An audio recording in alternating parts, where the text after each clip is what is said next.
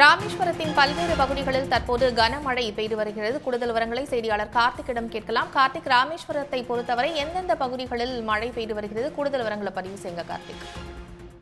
வங்கக்கடலில் உருவாகியுள்ள காற்றழுத்த தாழ்வு பகுதி ஆழ்ந்த காற்றழுத்த தாழ்வு பகுதியா மாறியுள்ளதை தொடர்ந்து தமிழகத்தின் பல்வேறு பகுதியில கனமழை பெய்யும் என இந்திய வானிலை ஆராய்ச்சி மையம் தெரிவித்திருக்கு.